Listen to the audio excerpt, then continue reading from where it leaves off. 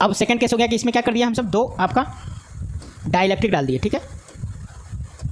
पहला इस तरह से दे दिए, दूसरा भी आपका इस तरह से दे दिए, ठीक है।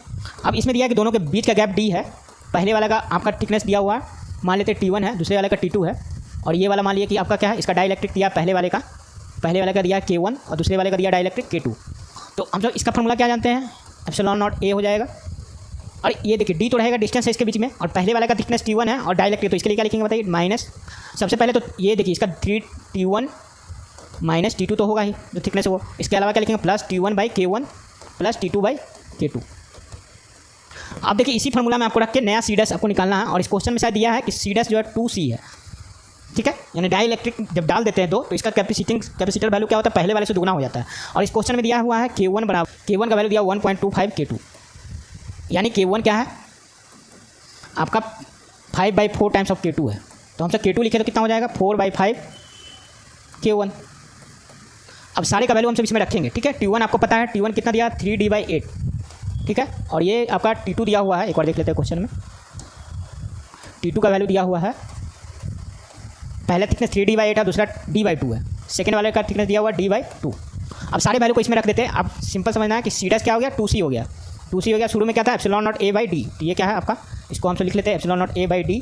अब थिकनेस रखते हैं, तो थिकनेस बताइए क्या होगा, T1 कितना, 3D/8 माइनस D/8, D/2 है ना, सेकेंड वाला का D/2 है, रखते जाना इस फॉर्मूला में, प्लस T1/K1, तो T1 क्या, 3D/8 और K1 हो जाएगा प्लस D/2 इंटू K2 का वैल्यू यहाँ से रखते हैं, तो 4K1 और 5 ऊपर चला जाएगा, ठीक है, 4K1/5। अब हमसे क्या करें, D कॉमन ले ले, तो एप्सिलॉन नॉट A/D हो जाएगा, तो इसको C डायरेक्ट लिख लेते हैं।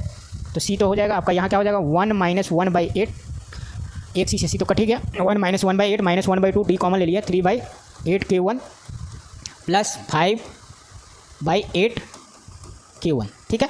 अब यहाँ से 3D/8 था ना, सॉरी यहाँ 3 है, ठीक है, 3/8 है ना, यहाँ 3/8 है तो यहाँ 3/8 होगा ना, 4 में से 3 गया तो 1/8 ही होगा, 8 हो गया, तो यहाँ पे 3/8 था ना, 3/8 हो जाएगा, एक में से आधा घटा, तो यहाँ कितना हो जाएगा, 1/8। ये क्या हो गया, इसको सॉल्व किया तो 1/8 आया। अब प्लस यहाँ क्या होगा, 5 3 8 8/8 K1, तो कितना हो जाएगा, 8 से 8 कैंसिल हो जाएगा K1। अब इसको इधर सॉल्व करना है तो कितना हो जाएगा, इसको ले जाकर गुना कर दिए तो 1/4 हो जाएगा, प्लस 2/K1 बराबर 1। अब इसको इधर ले जाकर घटा दिए तो कितना आ जाएगा, 2/K1 इक्वल टू 3/4, तो K1 का वैल्यू आ जाएगा 8/3, K1 का वैल्यू आ जाएगा 2.67, यानी 2.66 लगभग में, 2.67 के लगभग में आ जाएगा।